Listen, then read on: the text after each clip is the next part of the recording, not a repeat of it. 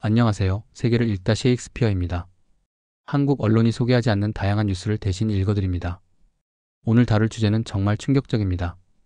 한국 정부가 올해 상반기에만 무려 114조 원을 일시적으로 빌렸다는 사실이 공개되었습니다. 이 숫자가 얼마나 큰 건지 감이 안 오시죠? 삼성전자의 시가총액이 약 450조 원 정도인데 그 4분의 1에 해당하는 금액을 정부가 6개월 만에 빌린 겁니다. 더 놀라운 건 이 규모가 지난 10년 평균의 거의 2배에 달한다는 점입니다. 과연 이게 정상적인 현상일까요? 여기서 더 중요한 질문이 생깁니다.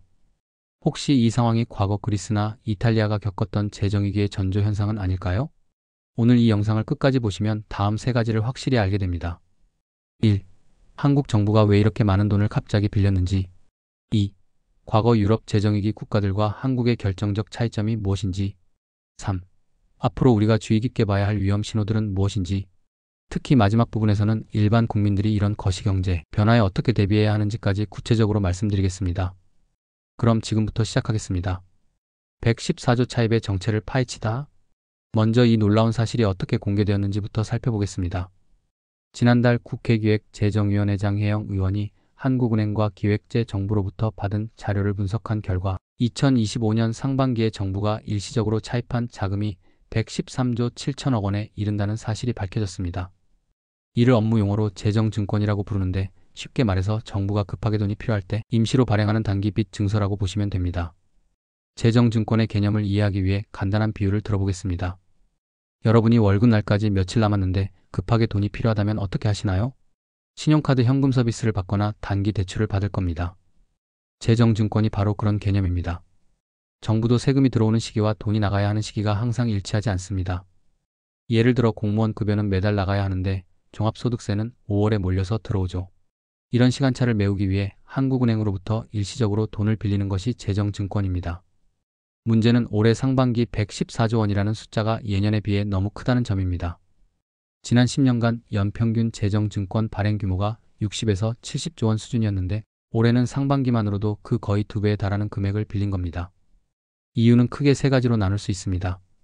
첫 번째, 예상보다 심각한 세수 부족.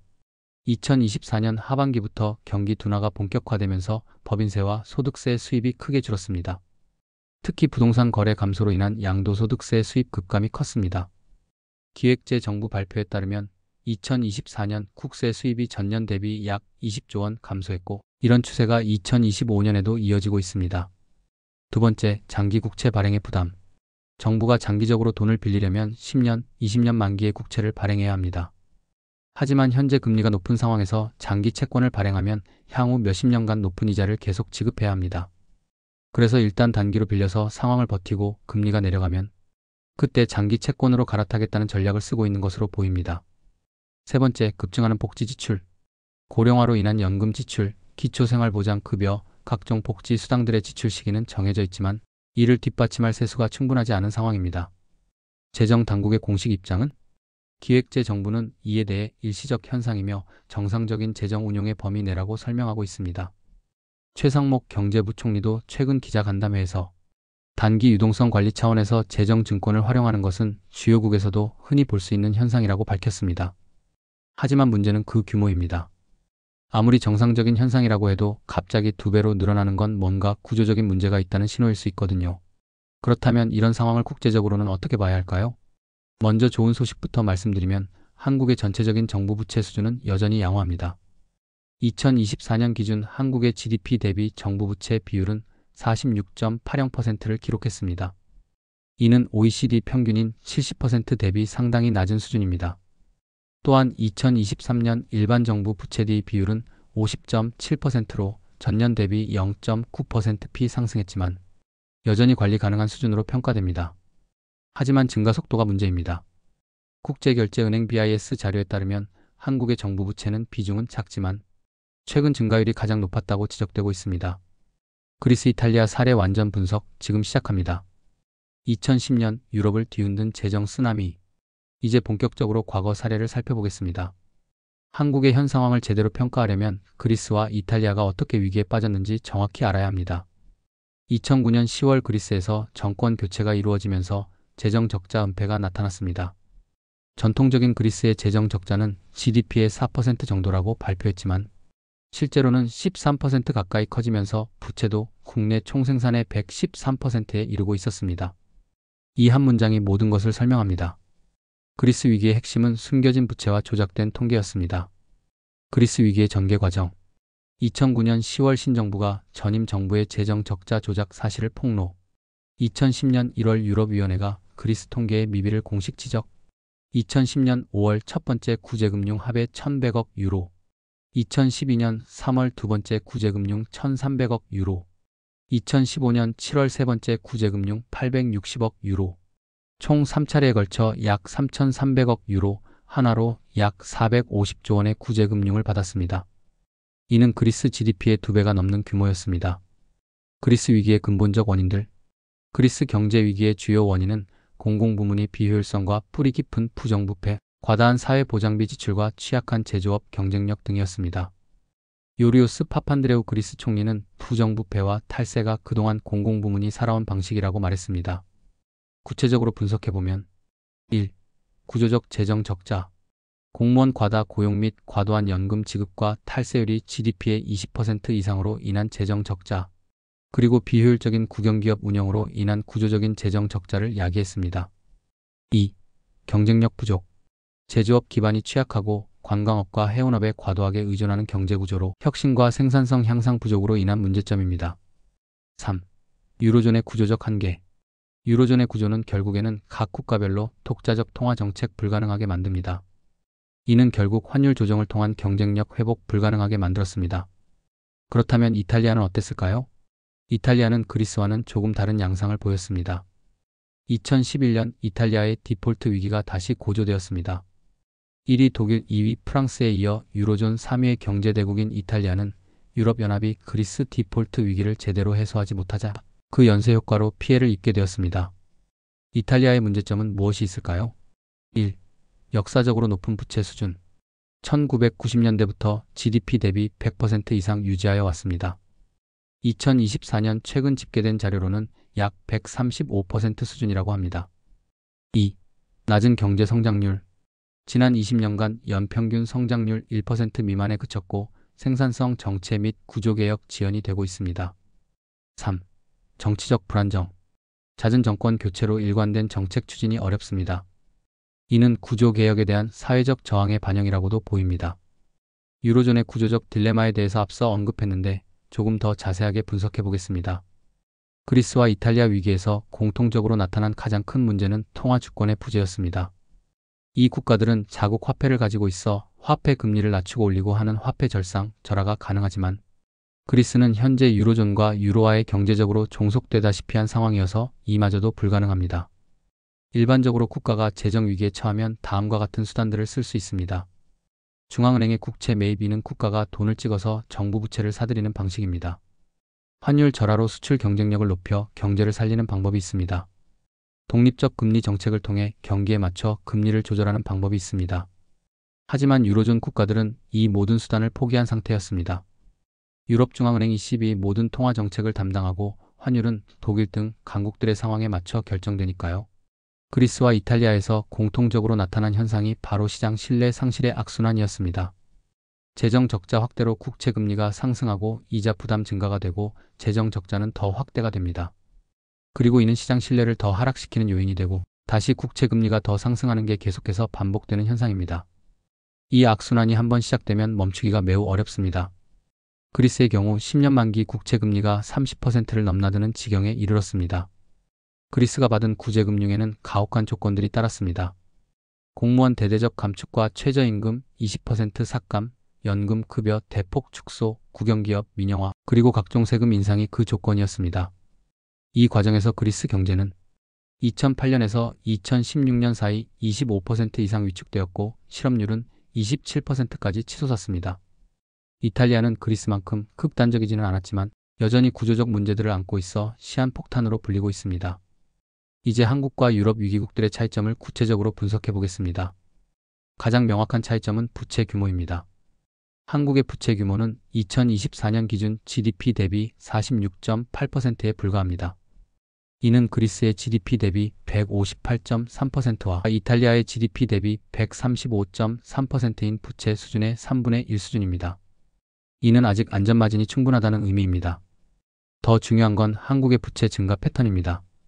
그리스나 이탈리아는 수십 년간 지속적으로 높은 부채 수준을 유지해온 반면 한국은 1997년 외환위기 이후 비교적 건전한 재정을 유지해왔습니다. 두 번째 가장 중요한 차이점은 통화주권입니다. 한국은 원화에 대한 완전한 통제권을 갖고 있습니다. 한국은행이 독립적으로 금리를 결정할 수 있고 필요시 원화를 발행해서 정부 부채를 매입할 수도 있습니다. 물론 이런 조치들은 인플레이션을 유발할 수 있어 신중해야 하지만 적어도 선택권은 있다는 뜻입니다. 그리스나 이탈리아는 이런 선택권 자체가 없었죠. 실제로 2020년 코로나19 팬데믹 때 한국은행은 국고채 매입을 통해 시장 안정에 기여했습니다. 이는 유로존 국가들이 할 수 없는 일이었습니다. 한국의 외환 보유액은 약 4천억 달러를 넘습니다. 이는 세계 9위 수준으로 대외 충격에 대한 강력한 완충 장치 역할을 합니다. 그리스나 이탈리아는 유로존 회원국이라 개별 국가의 외환 보유액이라는 개념 자체가 없었습니다. 모든 외환 정책은 유럽중앙은행이 담당했죠. 한국의 풍부한 외환 보유액은 다음과 같은 이점을 제공합니다. 첫째, 환율 안정. 둘째, 수입 안정성. 셋째, 대외 신인도. 경제 구조 측면에서도 큰 차이가 있습니다. 한국의 경우에는 제조업 비중이 25% 세계 최고 수준이며 수출 의존도 높지만 경쟁력 있는 제품들, 반도체, 자동차, 조선 등 글로벌 강자들을 대량 보유하고 있습니다. 그리스의 경우에는 한국과 다르게 제조업 기반이 GDP의 10% 미만으로 취약하고 관광업과 해운업에 과도하게 의존하며 부가가치가 낮은 서비스업 중심입니다. 한국은 위기 상황에서도 수출을 통해 외화를 벌 수 있는 능력이 그리스보다 훨씬 뛰어납니다.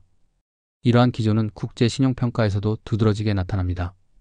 국제 신용평가사들의 평가를 보면 한국은 무디스 AA2 안정적, S&P AA 안정적, 피치 AA- 안정적, 그리스의 경우에는 무디스 BA1 투기 등급, S&P BB 플러스 투기 등급, 피치 BB 투기 등급, 이탈리아는 무디스 BAA3 투자 적격 최하위, S&P BBB 투자 적격, 피치 BBB 투자 적격, 한국은 여전히 투자 적격 등급을 안정적으로 유지하고 있어 국제 자본시장에서의 자금 조달 능력이 훨씬 뛰어납니다.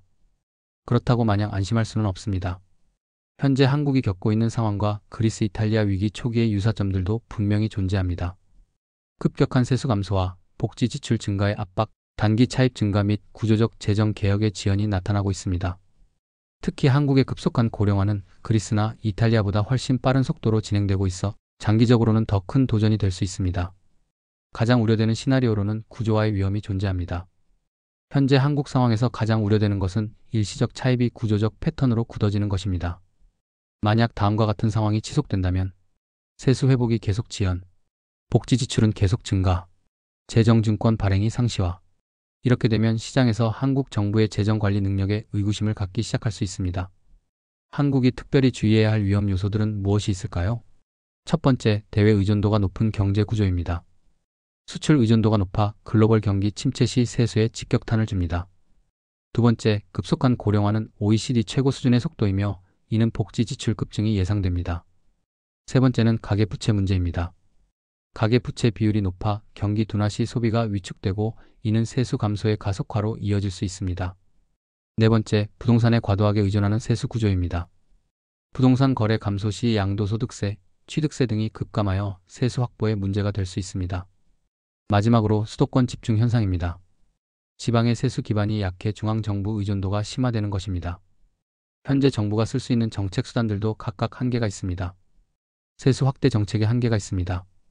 경기 둔화 우려로 증세를 하기에는 정치적 부담이 큰 상황이고 디지털 경제 확산으로 기존 과세 체계로는 한계가 존재하여 세원 확대가 어렵습니다. 또한 글로벌 기업들의 조세 회피는 국제 공조 없이는 해결이 어려운 상황입니다. 지출 축소 정책에도 한계는 존재합니다. 고령화로 복지 지출의 구조적 증가는 불가피합니다. 그리고 인프라 노후화로 사회 간접 자본 투자 필요성이 증가하고 있습니다. 이런 상황에서 단기 차입에 의존하는 것 외에 뾰족한 수가 없다는 게 현 정부의 고민입니다.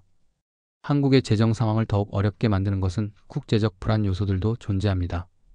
미중 갈등의 장기화로 한국의 주요 수출 품목인 반도체, 배터리 등이 직격탄을 맞고 있고 글로벌 공급망 재편으로 기존 수출 경로의 변화로 불확실성이 증가하고 있습니다. 중동 정세 불안으로 에너지 수입 비용 급등 가능성도 있습니다. 이러한 환경들은 원화 약세로 수입 인플레이션 압력이 커지고 있습니다. 이런 대외 여건들이 모두 한국의 세수 기반을 약화시키는 방향으로 작용할 수 있습니다. 이런 거시경제 변화가 일반 시민들의 생활에는 어떤 영향을 미칠까요? 단기적 영향으로 각종 세금 인상 가능성과 복지 혜택 축소 우려, 공공요금 인상 압력, 그리고 취업시장 위축이 예상됩니다. 중장기적으로는 연금 제도의 개편이 불가피하고 의료보험 체계의 변화 가능성, 교육비 지원의 축소가 우려됩니다. 또한 부동산 정책 변화가 있습니다. 이는 사실상 현실화가 되고 있는 상황이지요. 국내 경제 전문가들은 현 상황을 어떻게 평가하고 있을까요? 긍정적 평가부터 알아보겠습니다. 김세직 서울대 경제학과 교수는 한국의 재정 건전성은 여전히 OECD 상위권 수준이라고 했고, 한현대경제연구원은 일시적 현상으로 구조적 위기와는 거리가 멀다고 하였습니다. 이외에도 한국개발연구원 KDI에서는 단기 차입 증가 추세를 면밀히 모니터링해야 한다고 했고, 국회 예산정책처에서는 중장기 재정 지속 가능성 확보 방안 마련 시급하다고 했습니다. 일부 시민사회단체는 정부 부채의 급격한 증가세에 대한 우려를 표시하였습니다. 야당 경제 전문가들은 투명한 재정 정보 공개와 구조개혁이 필요하다고 주장하고 있습니다. 국제기관들은 한국의 재정 상황을 어떻게 보고 있을까요? IMF 국제통화기금 2024년 한국 경제 전망에서 재정 정책의 지속 가능성을 주의 깊게 관찰 중, 고령화에 따른 구조적 지출 증가에 대한 대응 방안 필요. OECD 한국의 정부 부채 비율은 여전히 OECD 평균 이하. 다만 증가 속도가 빨라 중장기적 관리 전략 수립 권고. 무디스, S&P 등 신용평가사들. 현재까지는 한국의 신용등급에 부정적 영향 없음. 지속적인 모니터링 대상으로 분류. 지금까지의 분석을 종합해보면 한국의 현재 상황은 다음과 같이 평가할 수 있습니다. 긍정적 요소들. 상대적으로 낮은 정부 부채 비율. 강력한 통화 주권과 외환 보유액. 경쟁력 있는 수출 산업 보유. 국제적 신용도 양호. 우려 요소들. 급격한 단기 차입 증가. 구조적 세수 기반 약화. 고령화에 따른 지출 압력. 대외 의존도 높은 경제 구조. 정리하자면 그리스나 이탈리아와 같은 심각한 재정위기 상황은 아니지만 방심할 수는 없는 단계입니다. 앞으로 6개월이 중요합니다. 앞으로 6개월 동안 다음과 같은 중요한 이벤트들이 예정되어 있습니다. 2025년 9월 2025년 세입 결산 발표.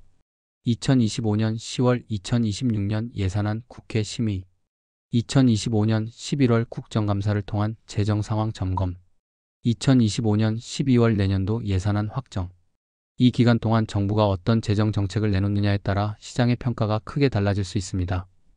오늘 한국 정부의 114조 원 차입 사태를 그리스, 이탈리아 사례와 비교 분석해 보았습니다. 결론적으로 현재 한국의 상황은 경계는 필요하지만 공황은 금물인 단계로 정리할 수 있습니다. 우리는 그리스나 이탈리아와는 확실히 다른 경제적 기반을 갖고 있습니다. 하지만 그렇다고 해서 방심해서는 안 됩니다.